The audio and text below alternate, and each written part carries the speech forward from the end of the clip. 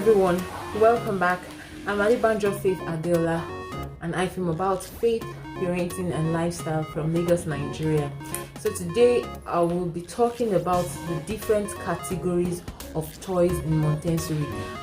These categories are, in my own opinion, the basic or different aspects of Montessori learning. So if you want to get toys or activities or toys generally that your child can learn with, then you sure want to stay till the end of this video. Also, these categories can also give you like a kind of idea when it comes to shell rotation or toy rotation. Check out, I'll be releasing a video on toy rotation in my next video, so stay with me. So the first category of Montessori learning, which is a very important category, is the practical life activity. So the practical life. Now this involves, for example, transferring objects from one place to another or from one container to another. Could also be sewing activities. It could be pouring liquids, pouring grains. It could also be lock and key, how where the kids learn how to use the keys in padlocks. So there is no limit to practical life activities. These are things that we just see around and we do around daily. Sweeping, cleaning up, self-care, all of these are actually practical life activities.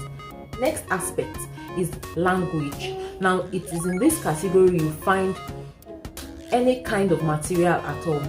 Now in my own home, what I do is that in a particular basket I just put items. It could be maybe a few kitchen utensils, maybe a spoon, and some kitchen utensils like a whisker, some kitchen utensils that are safe for the child to play with. Now the idea is, as that baby, especially when they are much younger, as they pick up that item, you name it, and it helps their vocabulary. It could also be animal figurines, sea animals, insects, whatever it is can be in this category of language. I could also classify language as the alphabet.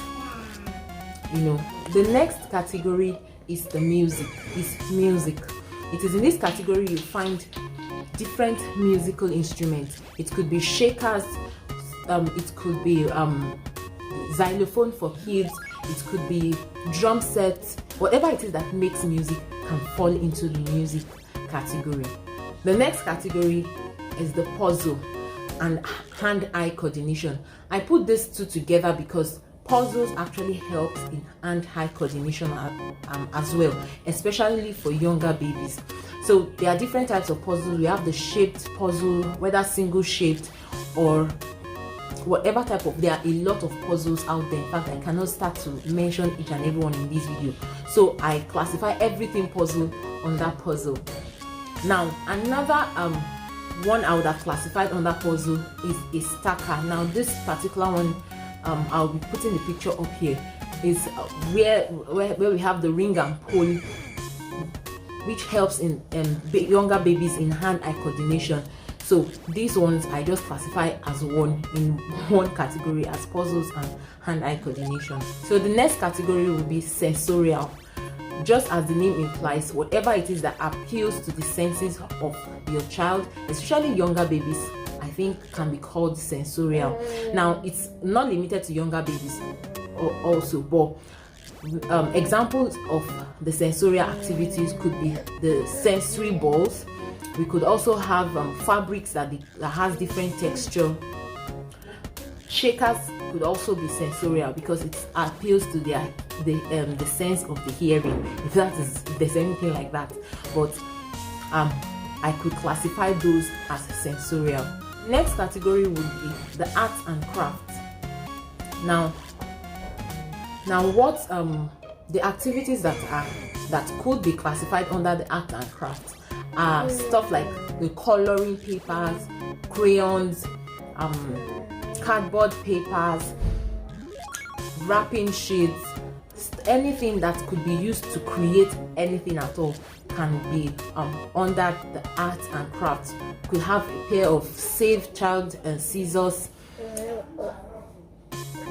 Play-Doh, yes, Play-Doh, because Play-Dohs can also be used to create anything and everything. So stuff like this can be classified under the arts and crafts. The next category would be science. Now under the science, of course, mostly this will be for older children. Could be items and objects that seem scientific. For example, maybe the rockets, the space rockets, whatever it is that can be classified as science, that you think that this thing, it looks like science. So that could be under the category, those can be under the category of science. Next category could be geography. Under this category, we could have atlas maps for kids. We could have space. There's this stuff that they sell that has that contains the various planets in the galaxy and a lot of stuff like that. So all of this can be classified under geography. Animal figurines, insects could also be classified under geography. The ninth category is maths. Now it is under the maths category that you find numbers, maybe whether wooden, plastic, or whatever form, provided they contain numbers, multiplication, subtraction, and all of that stuff. We will also have sets that comes with maybe sticks that you could use, that your kids can use to count. So anything that has to do with counting, calculations, can be classified under maths. Finally, we have the open-ended toys. Here we have no limit to what can be under the open-ended toys. Example of open-ended toys could be train sets, cars, toy cars, the Play-Doh, building blocks and Legos. I hope that is pronounced correctly.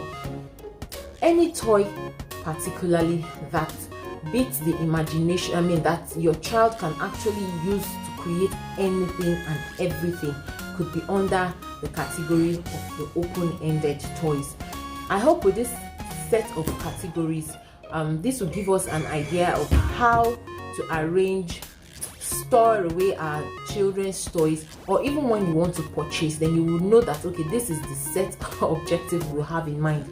Like I said earlier on, these categories form, like, in my own opinion, the basics of Montessori learning, the different categories of Montessori learning. Now, if you're already a Montessori parent, I would like you to please share in the comment section if there is any other aspect that I've actually left out in this video. Remember, we are all here to learn, and I am no Montessori expert. I'm no Montessori expert. So I would definitely welcome other ideas. Thank you for staying to the end of this video. Please like and share with as many as you think would benefit from this.